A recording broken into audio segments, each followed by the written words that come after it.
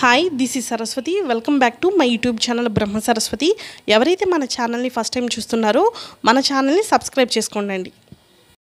Hi అండి, ఈరోజు మనం పార్ట్ 1 వీడియో కంటిన్యూషన్ చూస్తున్నామండి. అక్టోబర్ నవంబర్ 2024న ఏదైతే డిప్లొమా ఎగ్జామ్స్ అనేది నోటిఫికేషన్ రిలీజ్ అయిందో దానిలో ఇంపార్టెంట్ డేట్స్ అనేది ఇప్పుడు మనం చూద్దాం. First one practical examinations. ఇది బిఫోర్ ఆఫ్టర్ థియరీ ఎగ్జామినేషన్స్, అంటే బిఫోర్ ఎగ్జామినేషన్ థియరీ ఎగ్జామినేషన్స్కి ముందైనా నెక్స్ట్ ఎగ్జామ్స్ తర్వాతైనా పెట్టుకోవచ్చు, అది కాలేజ్ వాళ్ళ ఇష్టం. Next one commencement of theory examination. Theory examinations వచ్చేపాటికి 21 అక్టోబర్ 2024 నుంచి జరగనున్నాయండి. ఎగ్జామినేషన్ ఫీ ఎప్పటి నుంచి పే చేయాలంటే ఆన్లైన్లో 24 సెప్టెంబర్ 2024 నుంచి పే చేసుకోవచ్చండి. అలాగే 3 అక్టోబర్ 2024 వరకు పే చేసుకోవచ్చు.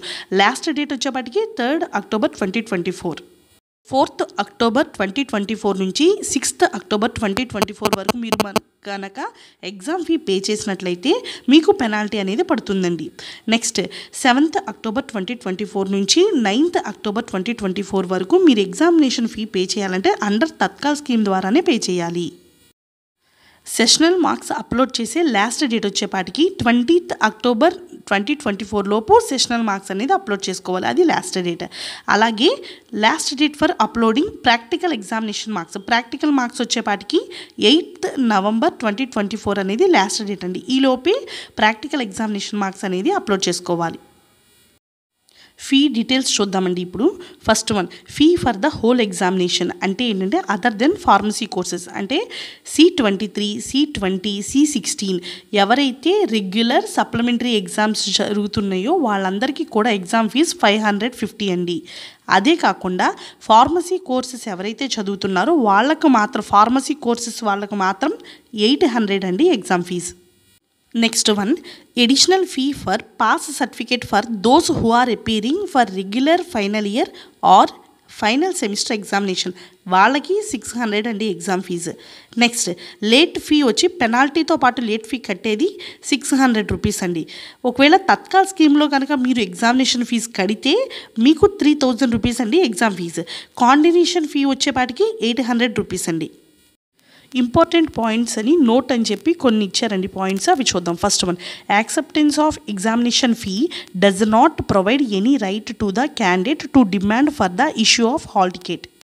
ఫస్ట్ పాయింట్కి మీనింగ్ ఏంటంటే స్టూడెంట్ ఎగ్జామినేషన్ ఫీ కట్టిన వెంటనే వాళ్ళకి హాల్ టికెట్ కావాలని డిమాండ్ చేసే రైట్ స్టూడెంట్కి లేదు అని చెప్పారండి. Second point detailed time table of examination shall be communicated in due course. Next ఇంకో నోటిఫికేషన్ రిలీజ్ చేస్తారండి ఏ డేట్స్లో ఏ ఎగ్జామ్స్ అనేది, దాని ద్వారా మనం ఎగ్జామ్స్ అనేది అటెండ్ అవ్వచ్చు. థర్డ్ పాయింట్కి మీనింగ్ ఏంటంటే మీరు ఎగ్జామినేషన్ ఫీ అనేది త్రూ ఆన్లైన్ ద్వారా మాత్రమే పేమెంట్ చేయాలి. Debit card, credit card or net బ్యాంకింగ్ని యూజ్ చేసుకుని మీరు పేమెంట్ అనేది చేయొచ్చు ఆల్ డిప్లొమా సబ్జెక్ట్స్ అన్నిటికీ. అంతేకాకుండా ఎలా పేమెంట్ చేయాలంటే డెస్క్టాప్ ఆర్ ల్యాప్టాప్ యూజ్ చేసి మాత్రమే పేమెంట్ చేయాలండి. మొబైల్ ఫోన్స్ యూజ్ చేసుకుని మీరు పేమెంట్ అనేది చేయకూడదు. ఫోర్త్ పాయింట్ మనకు అంత అవసరం లేదండి. ఫిఫ్త్ పాయింట్ చూడండి. ఒక్కసారి కనుక మీరు ఫీ అనేది పేమెంట్ చేస్తే అది నాట్ రీఫండబుల్, అంటే మళ్ళీ మీకు రిటర్న్ అనేది రాదు. సిక్స్త్ పాయింట్ మీనింగ్ ఏంటంటే ఎవరైనా ఒక స్టూడెంట్ ఎలిజిబుల్ కాదు ఎగ్జామ్ రాయడానికి, కానీ ఎగ్జామ్కి వచ్చి ఎగ్జామ్ రాశాడనుకోండి, అపియర్ చేశారనుకోండి, అప్పుడు అటువంటి టైంలో అతని ఎగ్జామ్ని క్యాన్సిల్ చేస్తారు అని మీనింగ్ అనమాట. సెవెంత్ పాయింట్ మీనింగ్ ఏంటంటే మీకు ఆ 7th పాయింట్లో ఇచ్చిన URLను ఉపయోగించి ఆన్లైన్ పేమెంట్ అనేది చేయొచ్చండి. ఎయిత్ పాయింట్ మీనింగ్ ఏంటంటే మీకు ఎగ్జామినేషన్ హాల్ టికెట్స్ అనేది ఎగ్జామినేషన్కి 1 వీక్ బిఫోర్ మాత్రమే రిలీజ్ చేస్తారండి hall tickets. Ninth point meaning ఏంటంటే ఎగ్జామ్ స్టార్ట్ అయిన తర్వాత ఆఫ్టర్ 15 మినిట్స్ వరకు మాత్రమే క్యాండిడేట్స్ని ఎలో చేస్తారండి. 15 మినిట్స్ తర్వాత ఏ క్యాండిడేట్ని ఎగ్జామ్ రాయడానికి ఎలో చేయరు. 10th పాయింట్ మీనింగ్ ఏంటంటే C16 స్కీమ్ వాళ్ళు ఎవరైతే 3 years చదివారో వాళ్ళ పిన్ నెంబర్ 16, 17 అనేది స్టార్ట్ అవుతాయండి.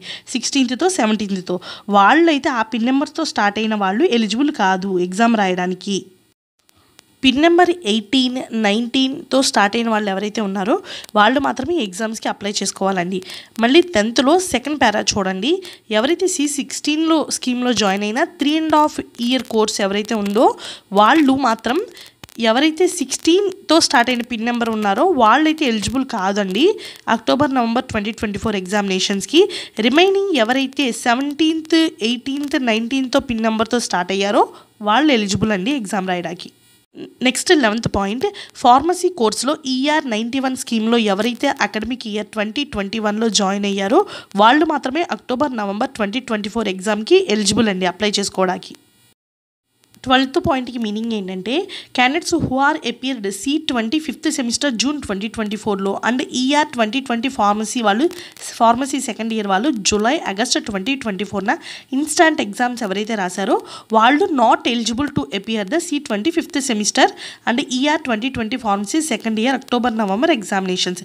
ఎవరైతే ఇన్స్టాంట్ సప్లీ అప్పుడు రాశారో జూన్ 2024న వాళ్ళు ఇప్పుడు రాసే ఎగ్జామ్స్ ఏదైతే అక్టోబర్ నవంబర్లో 2024లో జరగనున్నాయో ఆ ఎగ్జామ్కి ఎలిజిబుల్ కారు అని చెప్తున్నారు. ఈ వీడియో కనుక మీకు నచ్చినట్లయితే లైక్, షేర్ అండ్ సబ్స్క్రైబ్ చేసుకోండి మా ఛానల్ని. అలాగే మీకు ఇంకేమైనా డౌట్స్ ఉన్నా కామెంట్ రూపంలో కామెంట్ చేసినట్లయితే వాటికి సంబంధించిన వీడియోస్ మా ఛానల్లో అప్లోడ్ చేస్తామండి. Thank you for watching.